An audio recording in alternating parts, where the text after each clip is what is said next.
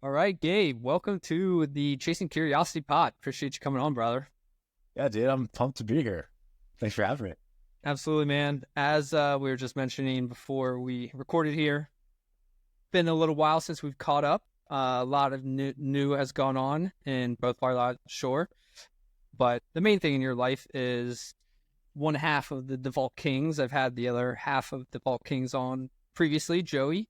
Yeah. And going into that side, you guys kind of shifted a little bit, I would say, pivoted in your target that people that you're offering. So specifically towards Christian entrepreneurs, where before it was kind of everybody and everybody, if I'm Yeah. correct. Why'd you guys make that shift? Yeah. So, I mean, we're first kind of just generally offering and speaking to and targeting men overall, right? And we've been Christians for a long time. And that's just as we've developed our faith and brought faith more into what we teach, the more and more we've been like, we're teaching everything now from a biblical perspective. And we're just going to start mentioning that to people on the front end so that they know, hey, this is from a biblical perspective.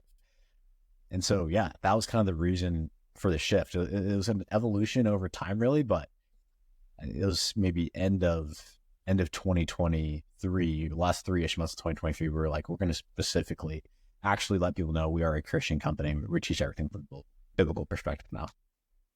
And what does that mean in sense of like your core offering from a biblical perspective? Yeah. So, I mean, with the big way that comes into play is when it comes to the behavior change side of losing weight, which we both know it all comes down to behavior change. It all comes down to the psychology, right? It all comes down to how can people get themselves to be consistent, to change their identity around this area of their life.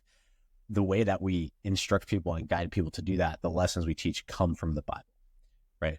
So all of the mindset teachings around what we do come from the Bible. That's really where those biblical principles come into play. Like there's not like a Bible diet out there or anything like that, or like a Bible workout program. I've gotten that question like a few times. I don't know if people are being sarcastic. Maybe they are. They're like, "What do you mean, bro? There's a Bible diet?" I'm like, "No, it's not a Bible diet.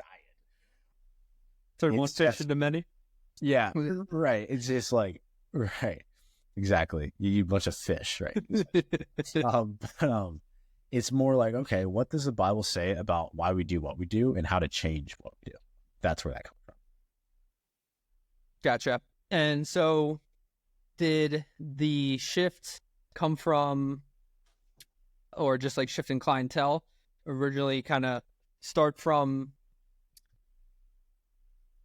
believers into just like people deepening their faith, or people who are not believing at all into becoming believers, or what does that aspect look like? Yeah, it's actually really interesting because we'll get guys that are on any end of the spectrum that you can think of, I guess, when it comes to the Christians that we work with. So we'll get guys that join their like priests and pastors and theologians. We'll also get guys that are like, dude, I just like am curious about this God thing and I'm open to learning more about it. That's where I'm at. And we've also had guys who are not even Christian.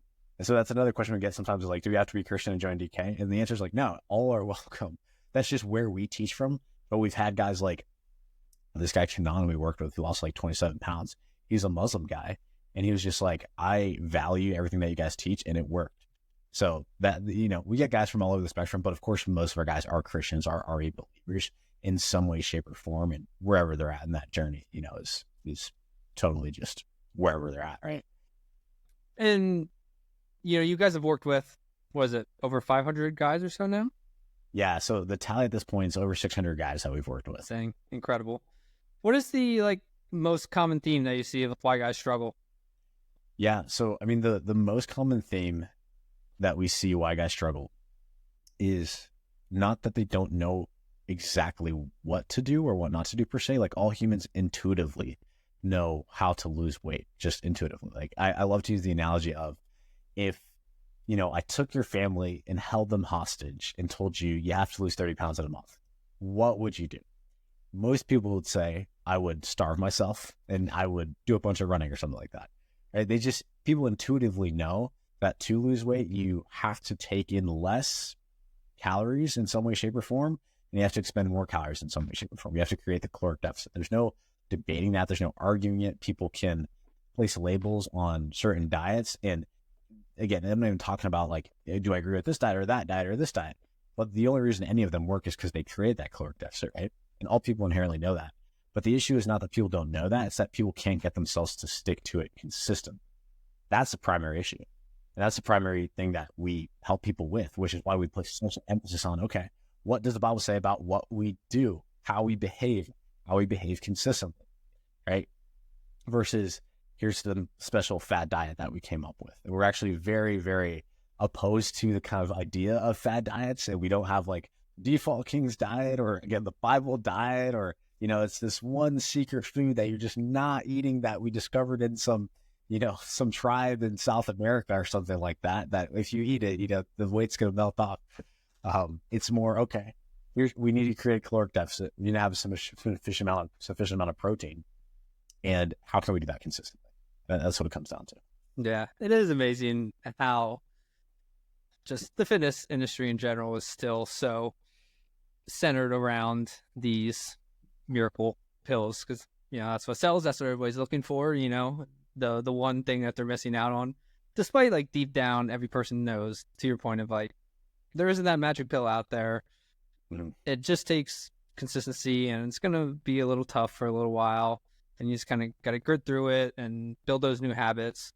But just that, again, just like our innate desire of the easy way out rather than the hard way. So the fitness industry loves to utilize that. Yeah, prey on that and say, oh, I do love the South American plan that just melts body fat that is recently found from this Amazon tribe.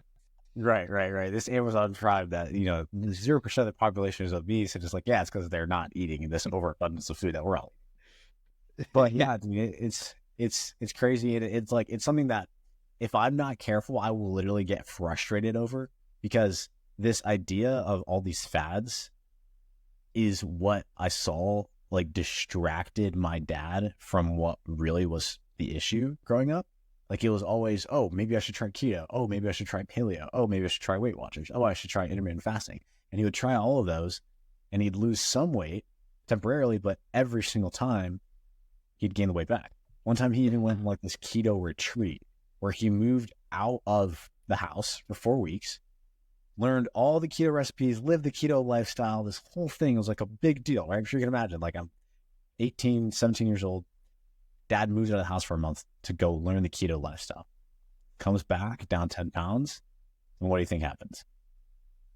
Goes right back.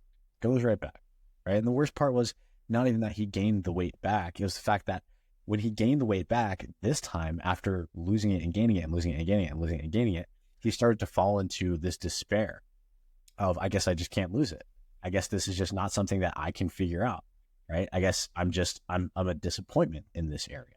Right. And so what happens when guys have multiple years and decades of this perpetual repeated failure is they start to identify with that failure.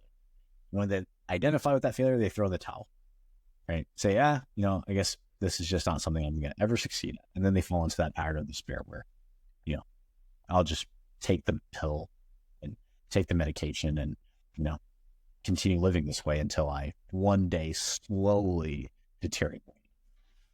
Yeah. And I know your dad is a big part of why you do what you do. Do you mind just like sharing on his story a little bit for anybody? Yeah, for sure. So, my dad, I love my dad, and he's given me so much. But the hardest, I guess, the hardest part of this was my dad raised me with really, really good values. And he raised me in faith. He raised me to be a provider, to be a protector, to be a leader. And he always struggled with his health. And it got to a point where when I guess I kind of like woke up, when you have your first conscious thought at like 15 years old and you're like, oh, like, okay, the world, I'm an actual human. We start asking questions. I started to realize like, oh, my dad is suffering. Like, this is really interesting. He's suffering with his health. And the thing is that when I saw my dad suffering with his health, it made me start to question the validity of everything that he was teaching me. I was like, if you tell me that discipline and hard work is good, like, how come you don't do it? Right? Like, I don't And then, out of no like disdain for him, I was just like, I don't want to end up where you're right now. So I need to like now view everything you say through a filter, everything you teach me through a filter. And that created resentment just from us, from a familial standpoint, right, in a relationship. And that was really, really hard. But the worst part was, as I'm dealing with this, my dad is, like I mentioned earlier, kind of falling into that cycle of despair. And what happens is he starts to deal with these health issues that get so bad where he ends up having to take a ton of time off of work. And there's a year where he was hospitalized 18 times in 1 year. 18 times in 1 year. Forgot to mention that he developed diabetes, fatty liver disease, heart disease, the whole line in this process. So he was hospitalized 18 times in 1 year. And that year after he was hospitalized 18 times in 1 year, he essentially was on some sort of business trip, and he had this health emergency that was the result of one of the medications that he was on. I can't remember exactly what the medication was, but this health emergency essentially was, it was a side effect of the medication he was on. He had like uncontrolled urination because of some medication that he was on, essentially. And he goes on this business trip and he has this episode where he's like on, a flight basically, and has one of these moments where he's just uncontrolled urination. You can imagine he's really embarrassed and just like totally ashamed, not even just in that moment, but by the sheer fact that he's only experiencing that moment of embarrassment because of the years and decades prior of not taking care of his health. And so he has this moment, he has to like go clean up, and he rushes off the plane, has to go clean up. And that same night, I can't remember if it was that same night or maybe the next day. It was very shortly after what happened on the plane. He's going to meet a client for dinner, with a client and his boss for dinner. And he's, on his way to the dinner, and same thing happens. Like, for whatever reason, side effect of his medication, he's experiencing this uncontrolled urination. And so he ends up not being able to make it to the dinner because he's in the taxi or Uber or whatever it is over to the dinner, and has one of these episodes, and, goes and gets him up. But at the point, it's just like too embarrassing because he had to call his boss, and he got to the state where he was so embarrassed, so depressed, so down on himself, so ashamed of himself, that night he ended up attempting suicide. And that was his rock bottom, right? And by the grace of God, he survived after attempting suicide. And man, I remember when this happened, I was 16 or 17. And I was in my mom's passenger seat. She was driving me home from like volleyball practice or something. And she picks up the phone, and I overhear the conversation, and it's my uncle on the other side. And he's like, Jaritza, I think Manny just tried to kill himself. And I like heard it. And when somebody says something and you're like, did I just hear that? Like, that can't be what I just heard. That was the feeling I had. I was like, no way I just heard that. And my mom like didn't react. She just had like a stone cold face. I guess she didn't want me to find out right then and there. She's just like, we'll talk about this when I get home. Hanged up the phone. I'm like, what? Anyway, my dad, comes back home after spending some time recovering. And he was out of the state when this happened. And from that point, like, I was no longer able to ignore how much of an impact my dad's physical health was having on every other area of life. I saw in the most brutal way possible how that affected his emotional health, how that affected his mental health, how that affected his family. There is no more hiding that the physical health was a big deal. No one in our family could say that it was not a big deal anymore, because that's where it got him, right? And so that kind of honestly like created a ton of anger in my heart as like a teenager. You would expect, I think, that I would just be experiencing sadness, and I had sadness for sure. I felt terrible for my dad and what he was struggling with and going through, and I had fear around it for sure. But I also had anger. There's a lot of me that was like, how could you do this? How could you get yourself to this point? How could you put our family through this? And like, I know how messed up that sounds, but that's what I was feeling at the time. Like, I was angry at my dad for him getting to that point, which is just crazy to even say out loud. And dude, honestly, like when I started my business, it was a lot out of anger. It was a lot out of 19-year-old Gabe being like, no kid should ever have to go through that again.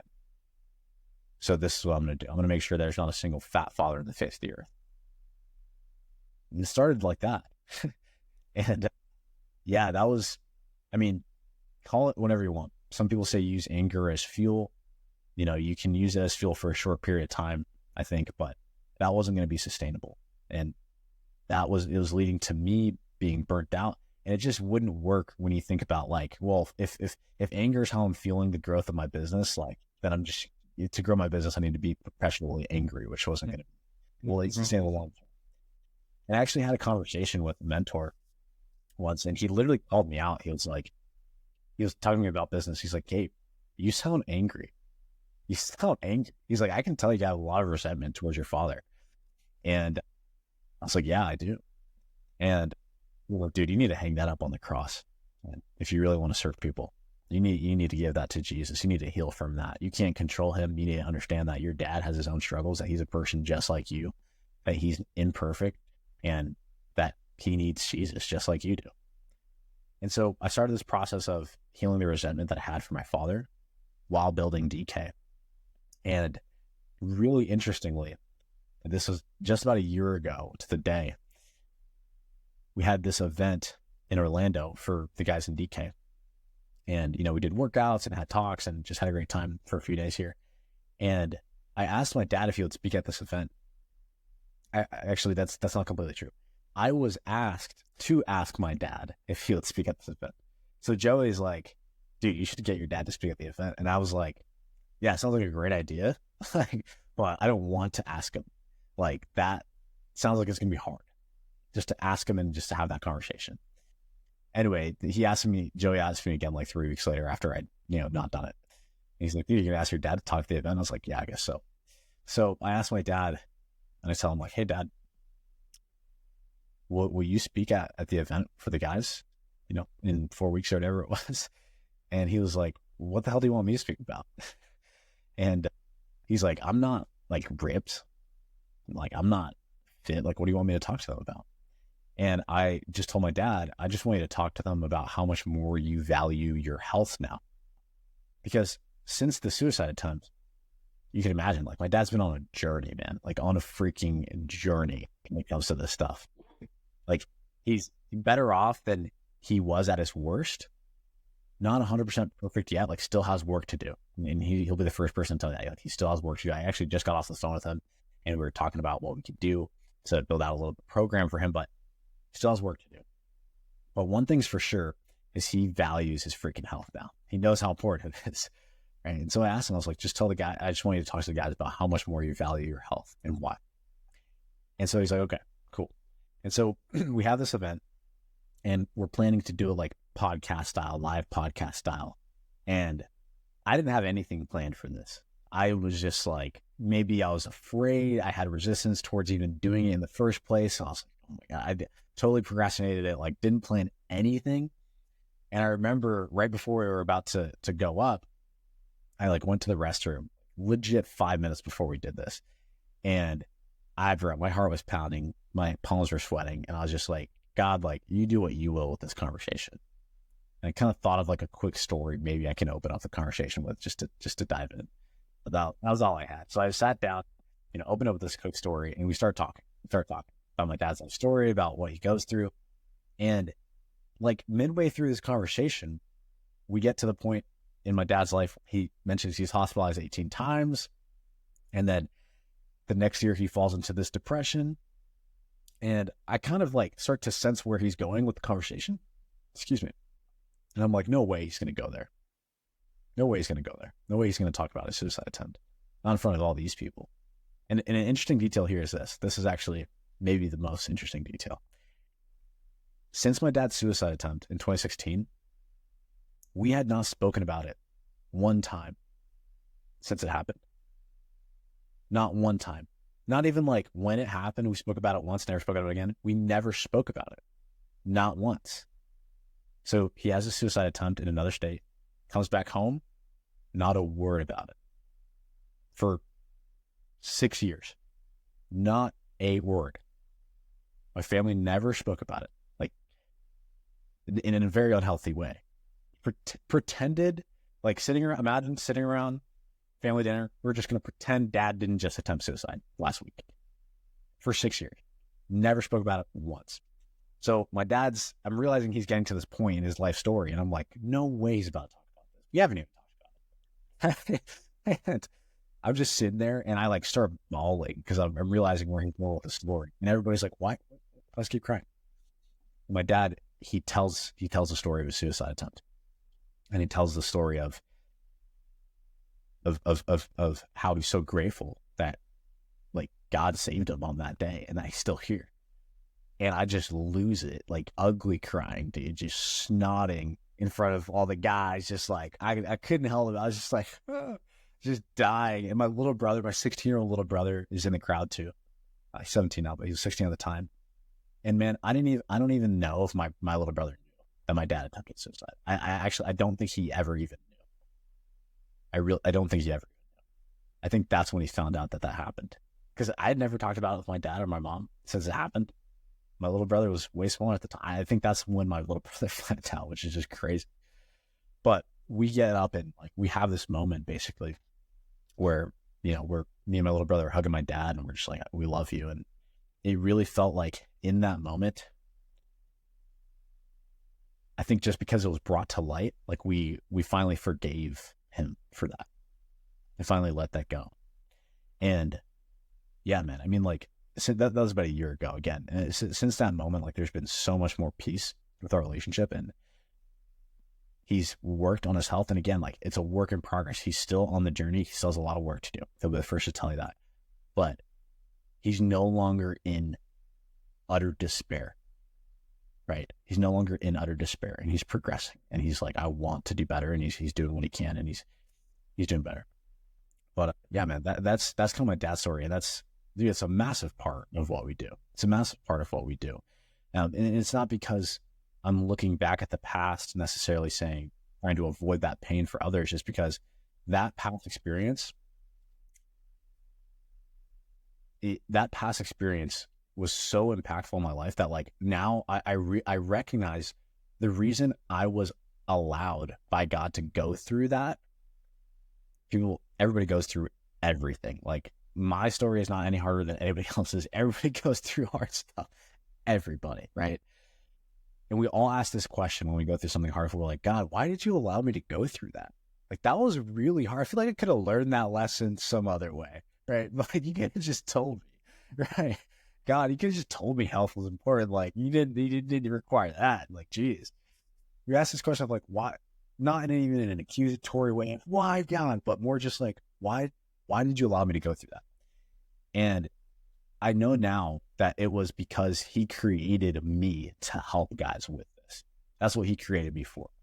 So he allowed me to experience this so that I could have a very, very well-rounded understanding of what the struggle is and what the consequences are, right? And even more importantly, of what the hope is on the other side. Because if my dad can come out of that with a positive outlook, with hope for the future, dude, anyone can. And so now anytime I talk to somebody, they might be 20 pounds overweight and think they're too far gone. My bro, trust me, you're not too far gone. They might be 80 pounds overweight and think they're too far gone. 100 pounds overweight, too far gone. They might be 150 pounds, 200 pounds overweight and think they're too far gone. And now I get to look them in the eyes and say, you're not too far gone. You're not too far gone. Yeah, and you can say with certainty. I could say with certainty. So, yeah, dude, it's been such an incredible journey, and man, like God is good, man. Like it's incredible. It's incredible. I love my dad, and he's progressing now, and yeah, he's doing what he can to work on this, and yeah, it's incredible, man. Powerful story, and thank you for sharing. I've known bits and pieces of it from other pieces of content that you posted previously, but I've never heard the full. So thanks for sharing. Powerful in numerous different ways. But I think one of the biggest ones is just towards the end there of when you're talking about him sharing the story for the first time of after, what was it, you said 6 years, 7 years? Yeah. And to just that point, the power of sharing your story and owning up to it. There's things that happened in all of our lives that we're probably not proud of in our past, and we don't want to bring up, and we don't want to confront or tell people that we care about or love or anything. But the freedom that you get from that, from opening up and being vulnerable and sharing that with others, is truly an experience, a feeling that you can't have, any other way. It's just truly indescribable. Dude, I agree 100%. Like you're totally right. Like it's so scary when you basically have to admit to somebody that you messed up, right? Because you think that they're going to reject you. You think that they're going to judge you. But when you realize that everybody's messed up, when you realize that everybody's messed up and you're not held to any higher standard than anyone else, so you're going to be safe when you share things, man, it's so freeing. It's so freeing. Like, whether it's been in public conversations or even interpersonal conversations, where it's like those conversations where you're like, gosh, I don't want to say this. Like, this could be it. But I'm just going to tell them. And somebody just receives you with grace, and they're like, it's okay. There's nothing more freeing than that. There's nothing more freeing than that. Yeah. And I told the story a few times, but, mine of failing at the triathlon back in 2018 and lying about it for 5 years until I admitted last year, because I had this sense of just guilt from lying about it, but then too, just like guilt or just shame of lying, but then also just not being able to accomplish the goal back then, which is like, back then it's just like, oh, it's a triathlon. Like, literally, who cares? But like, I have this like huge story made up in my head. It's like, oh, I can't let anybody see me as a failure. It's obviously, it was a much bigger thing than just the triathlon. It was just like being seen as a failure, being seen as somebody who has, had a panic attack. And so it's like somebody who's not in control of themselves. And again, I held on to that for 5 years. And the moment I first told somebody was like this 100 pounds weight right off my back. Dude, that's incredible. Yeah, I've read your story about that, and dude, like, I feel like people go lifetimes, like, just attached to the lie, right? And like, again, dude, like, we've all hid things. We have all hid things from people, right? Because we're ashamed, like you said, because we are afraid of being looked at as a failure or somebody who's not in control. And bro, that's huge that you're able to let that go. And we tell ourselves, any excuse to why we don't have to admit it. At first, it was like, it was the shame and guilt of not doing it. But then, the past year and a half before I did it, it was, oh, it's not that big of a deal. It's not that big of a lie. So who cares if I ever admit it to anybody? Like, it's not that big of an issue that is affecting me in any way. Right. But if it keeps coming up, it's affecting you. Like, there's a reason it keeps coming up. Yeah. Well, I'm kind of curious, like, what pushed you to, like, be like, okay, I'm ready to let this go? It was shortly after I got back from my travels in South America. I was down there for 7-8 months, and I started just kind of traveling throughout, like, Pennsylvania, where I was living from, and was visiting a couple of friends and whatnot. And for some reason, it just kind of kept coming up in my mind. It would come up maybe every like 6 months or so for that 5-year span, but then it kept coming up maybe once a week ever since I got back, for whatever reason. And I was at my buddy's house watching their dog for the week. He wasn't, just dog sitting in their house. And he had a picture on his wall of the river that I swam in for that race.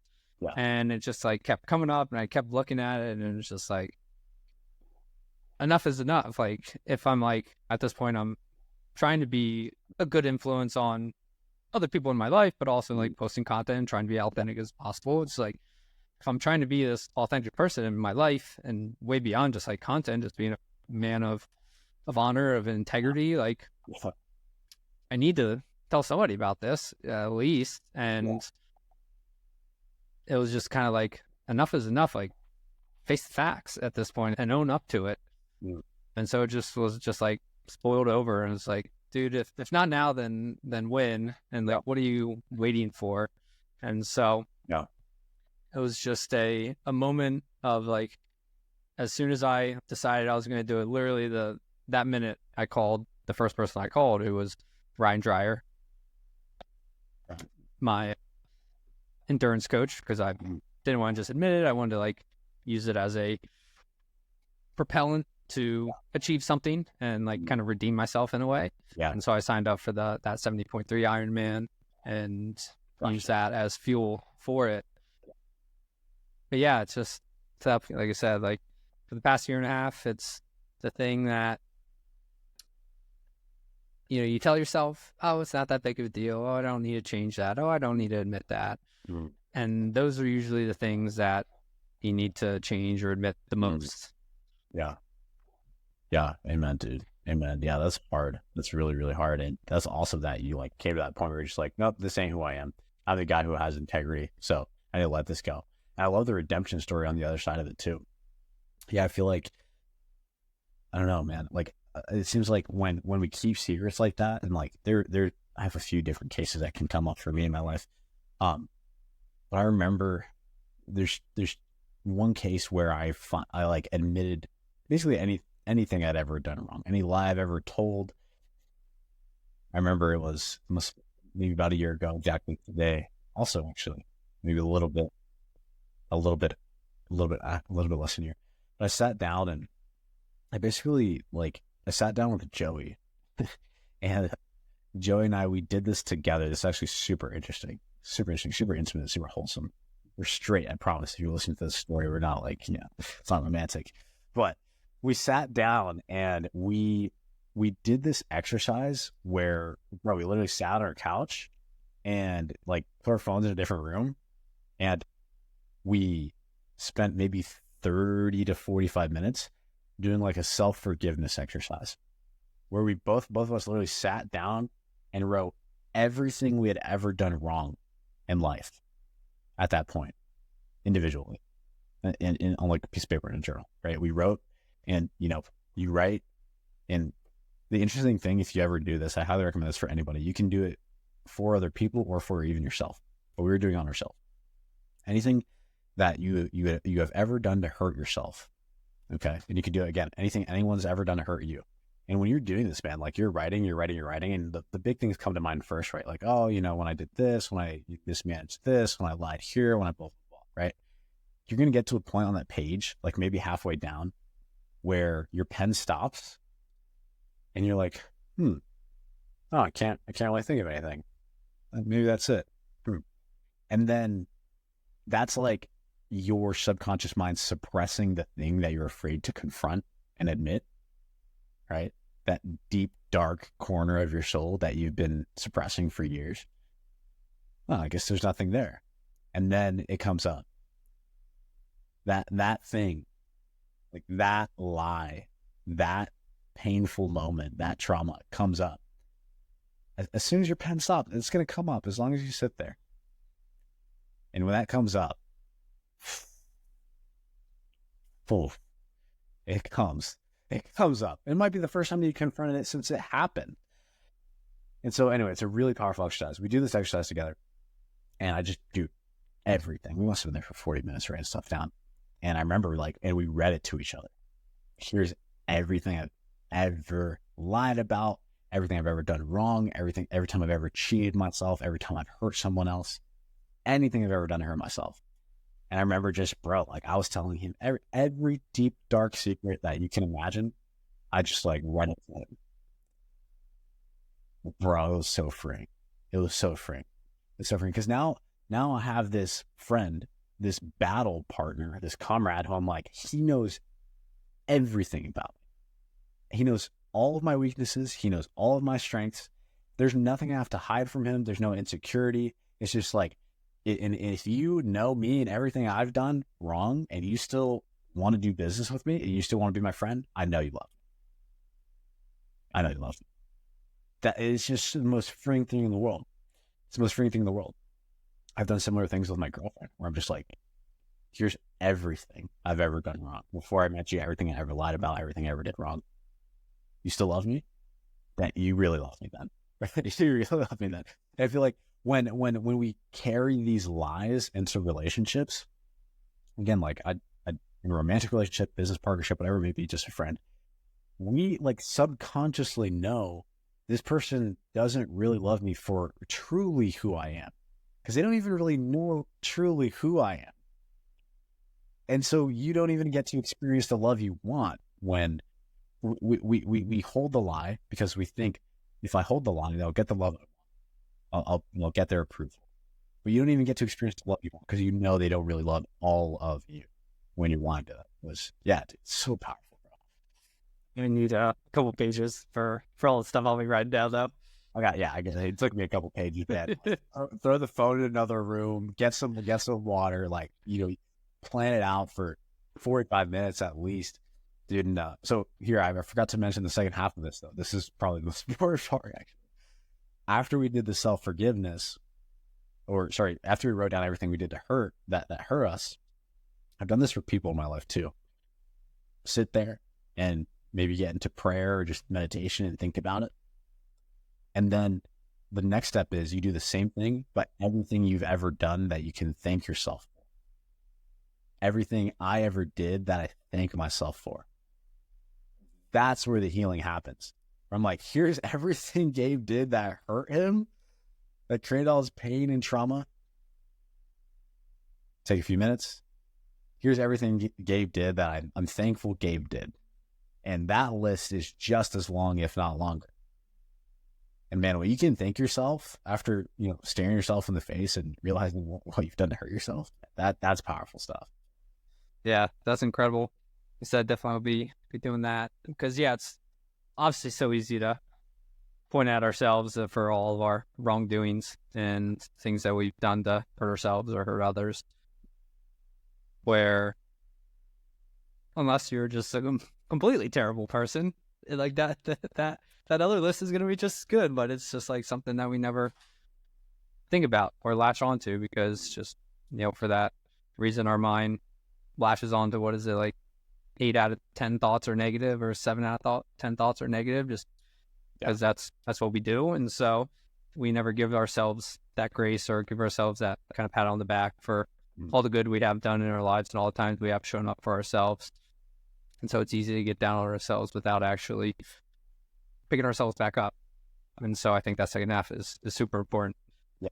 And there's this quote I was looking for that is from C.S. Lewis, and he says, we all have our own moral compromises and evasions and hypocrisies that are little lies that we tell ourselves and tell ourselves aren't important because they're so little. Mm. And it's just back to that. Again, anything that you say, oh, it's not that big of a deal. Like, that's the thing you need to be confronting. And it'll probably be that thing to your point of, once you get past those easy 10, 12 things that are off the dome, what you are able to point out about your flaws. But it's that next layer deep that is actually the thing that is causing the most havoc in your life. Yeah, I agree with that wholeheartedly, dude. Yeah, wholeheartedly. And that's super interesting. I recently started doing this journaling exercise. I'm huge on journaling, by the way, just because it's just a practical way to focus your thoughts on the positive at the beginning of the day, right? Like, our default is negative, and it's probably maybe it's more so for, I don't know if I could say it's more so for men. I don't understand the female experience, and honestly, I haven't looked into it enough to really understand it. But in our world of guys who want to be better, right? We tend to be very aware of our flaws and our shortcomings. I'm not fast enough. I'm not strong enough. I'm not lean enough. I don't make enough money. Whatever it is, right? And because we want to be better, we tend to have this identity of I'm not good enough, right? If I'm not good enough. And I remember one time, this is really, really funny. Again, about a year ago. A lot of things happened about a year ago, I guess. But about a year ago, I can't remember how the conversation started, but me and my girlfriend were having a conversation. And she actually asked me straight up, she was like, Gabe, would you say that you are good enough? And my reaction was like, no. What? Of course not. Of course not. Good enough? No way I'm not good enough. Are you kidding me? Literally, it was like, that's a ridiculous question. No, I'm not good enough. Right. And when I had that response, she just like stared at me and like tears welled up in her eyes. I was like, what did I do wrong? What did I say wrong? I said, I'm like, not good enough. There you go. I said, I'm not good enough. Yeah. Like, and she's like, Gabe, if you could see you the way I see you, you would never respond that way. And I just like lost it. I just burst into tears. It's like, oh my gosh, I get it though. You see the good in me. I'm focused on the bad in me. Like it's true that there is bad in me, that there are things that need to improve, that there are shortcomings 100%. But I'm 100% focused on that when there's also good in me. Like we forget to acknowledge the good in us, right? And so it's just so crazy. We can compare our lives to anybody else where however successful you are in whatever realm, whatever you want to say, like there are people who are more successful in every other realm that are like, they think they suck. They think their lives suck. They're depressed. They end up killing themselves when they have everything, right? It's because they're focused on the bad in their life instead of the good on their life. Like that's why, right? That's why. So anyway, that's why I'm so big on journaling. And I started doing this recently. It's been pretty good where at the end of the day, I'll count my wins at the end of the day. I used to do this at the beginning of the day, count my wins and like gratitude and stuff like that, right? And that's really, really, really powerful. But I've been testing this end of day, like wins counting. And I'll try to count at least 3, where it's just like today I did this. That was, cool, win or whatever here or whatever. But what I found is since I started doing this, like I'll get to my 3rd one and then I can't stop. And because I come up with a 4th and a 5th and a 6th. And these are all things like every single day. Like if you do this, there's gonna be significant things that you write down.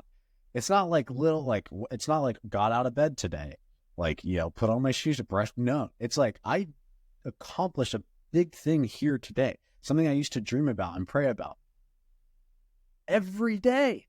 Like there's like a list of like 10 things. And we started doing that and you give yourself the evidence of like, holy crap, like my life is awesome. I'm doing great things. It makes it so much easier for you to not focus on it. Do some of those, maybe if you have like some of your clients do a similar exercise or do things like that, do some of those wins start out, maybe not getting out of bed small, but like getting 5,000 steps or 7,000 steps or whatever it is?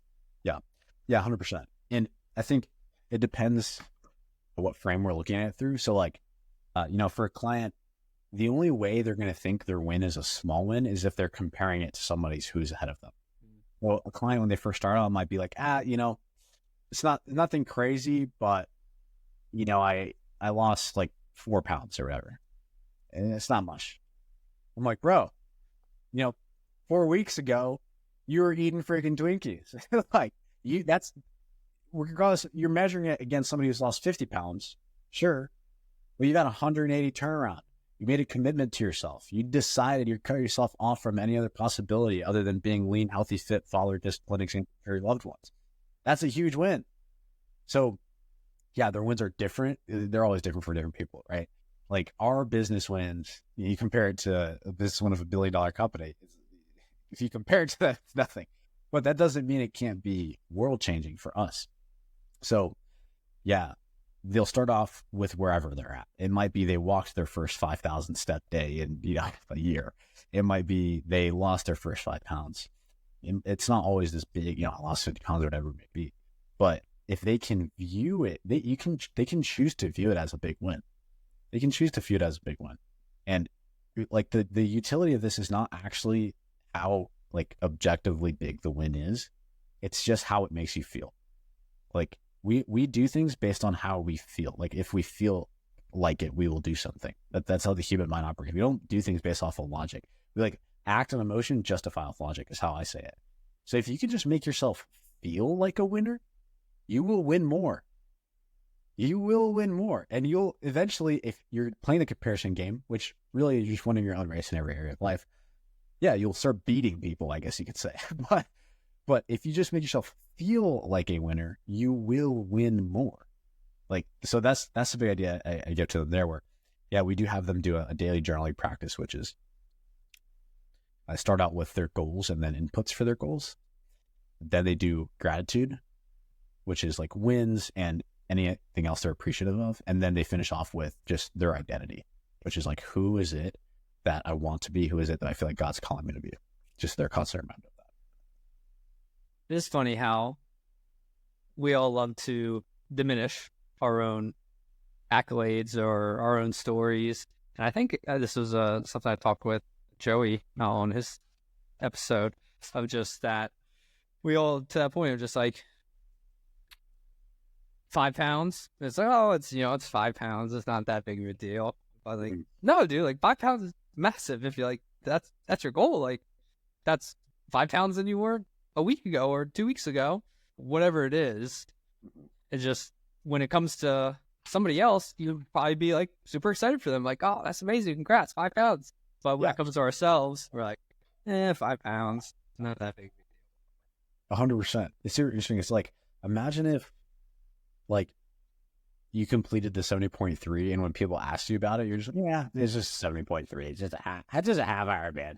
It's like, bro, like that's one of the hardest endurance events in the world. Like, dude, that's huge. And like deep down, like that's what I wanted to say. I was like, yeah, it's okay, but like not that big of a deal. It's just like I don't know what it is. It's just like that innate, reaction. As I don't know if it's all men, but just like again, men who are like want to accomplish things and like want better for themselves, and it's just like you got to realize one, whatever you're accomplishing, wherever you're at, if you get the next step up, it's amazing. Yeah. And you got to celebrate it along the way too. But I love that idea of just like the more you feel like a winner, you'll win. So just like make every single step a win, and then that just builds on itself. But it is funny. Yeah, it's really funny. It's like, I don't know, man. Like again, maybe just as guys, maybe all people in general, but the only time we feel like losers is if we're comparing ourselves to somebody who's ahead of us. So something I had to learn really, really heavily was, dude, I used to struggle with comparison. Like it consumed me every area of my life. I was like, but there's somebody better here. But there's somebody better. But there's somebody more jacked. But there's somebody more handsome. But there's somebody who's a better communicator, who has a bigger business, blah, blah, blah. I could compare myself in every single situation. But the reason that that's harmful is because one, you feel like crap all the time. But the other thing you start doing, if you compare yourself to people who are ahead of you, you're going to start comparing yourself to people who are below you. And you're going to start putting them down and thinking they're less valuable because they haven't accomplished what you've accomplished. And all of a sudden, guess what? You may be nowhere even near your goal, but you're going to feel like you're king of the world because, this guy sucks. He sucks. Why are you comparing him to you anyway? Right? So comparison is very dangerous. And I think, and again, like I'm not perfect with this. It still requires discipline for me to make sure I'm only comparing myself to my past self, to where I was in the past. Because in everything, if I compare where I'm at now to where I was in the past, light years ahead, right? Like I love this exercise where if you feel like you're somebody who struggles with this comparison or never feeling like you're good enough or like you are enough, sit down and give yourself 3 to 5 minutes and write down everything that you've done in the last 12 months that a year ago you wouldn't have predicted or wouldn't have thought possible. Everything you've done in the last 12 months that a year ago you wouldn't have thought possible.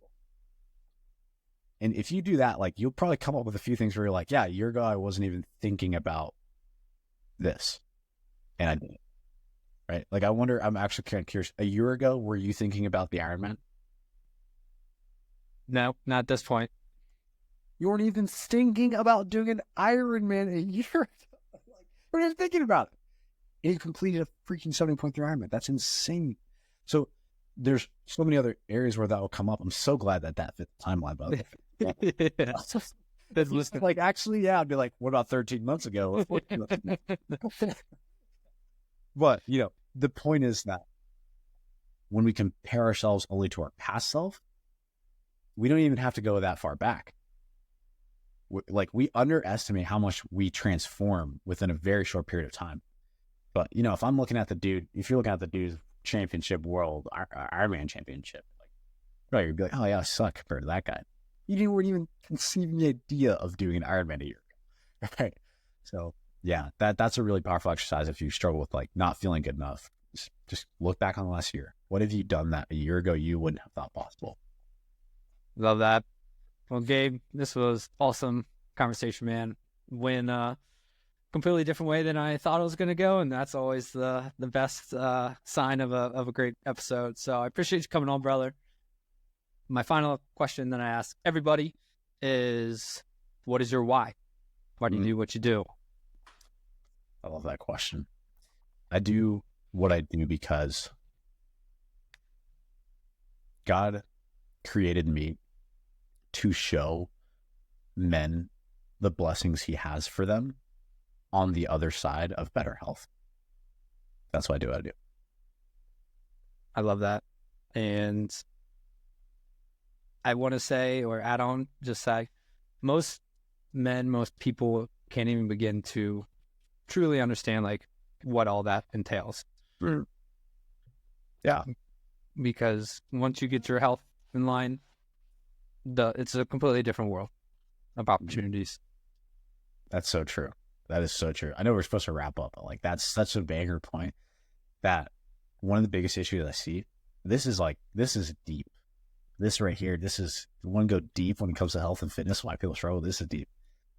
Most people can't get healthy because they can't even imagine what it's like to be healthy. So because they can't imagine what it's like to be healthy, they can't imagine how good it is to be healthy. And if you can't imagine how good something is, there's not even a reason to pursue it in the first place. It's not worth it. You don't even know how good it's going to be. So I talk to guys and I'm like, let's say you lose these 50 pounds. What's life look like? And they're like, I don't know. I don't even know. I'm like, bro, if you don't even know what it is, how can you shoot for it? You can't. It's impossible. So I love that you made that point because it's like anybody who's struggling with their health, I guess the only way we can say it is when you find that, what's on the other side of it is beyond anything you can imagine. You can't even imagine it right now. Everything improves. So if you can have the faith in that outcome, then that'll fuel you through the process. Amen, brother. Amen. If people are inspired by the conversation, want to get in touch with you, learn more about what you got going on, or find out more about Default Kings, where's the best place for them to get in contact you with? Yeah. The Twitter, Instagram, YouTube, Gabe Pluguez, defaultkings.com, all that basic stuff. Love it. I'll have all that linked in the show notes so people can easily find you. But Gabe, again, appreciate you, brother. This was awesome. Thanks for coming. Appreciate you, man.